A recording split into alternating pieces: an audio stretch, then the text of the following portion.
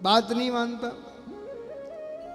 अच्छा एक बात बताऊं आपको, बुरा मत मानना, यदि बेटा संस्कारवान नहीं है उसमें मां की गलती है, और यदि बेटा धनवान नहीं है तो उसमें पिता की गलती है।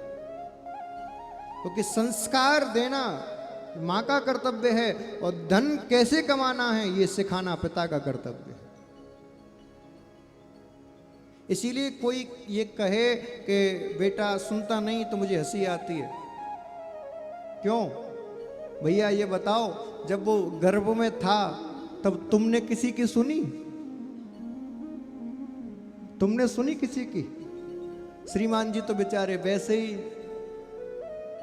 डाउन रहते थे, अब जब गर्भवती हो गई तो और साष्टांग हो गए। तो तू कहे सोई हो, तुझ में रब दिखता है यारा, मैं क्या करूं? हा?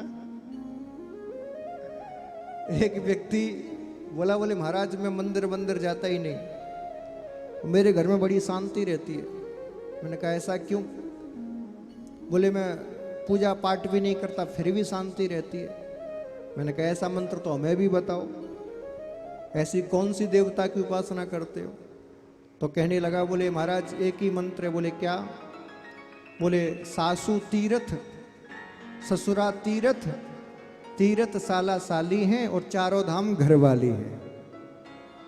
बोले मैंने तो चारों धाम घरवाली को मान लिया है, और जिस दिन से उसको चारों धाम माना उस दिन से बड़ी शांति है घर में। बोलो राधे राधे। तो भैया यदि बच्चे आपकी नहीं सुनते तो उसमें आपका दोष नहीं है। आपने जब वो गर्भ में था तब किसी की नहीं सुनी, इसलिए वो आज आपकी नहीं सुनता। क्योंकि जैसा वो सीखता है वैसा ही वो करता है।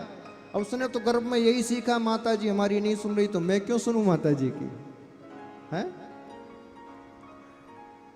जब वो गर्भ में था तो आपकी सास मना करती थी बेटा बाजार का मत खाओ, आपने नहीं माना। पति से कह दिया सुनो चाट खाने का मन कर रहा है, मम्मी को बताना, चल जाए दुबका खिलाना। हाँ मूवी देखने जाना, पागल हो गई मम्मी मारेंगे, कह देना भागवत में जा रहे हैं। अब तुमने भी तो झूठ बोला, तुमने नहीं सुनी तो वो तुम्हारी कैसे सुनेगा महाराज? क्योंकि 7वें महीने में जब गर्भ होता है तो जैसा माँ देखती है, जैसा सोचती है, जैसा करती है, वो सब वो बालक सीखता है।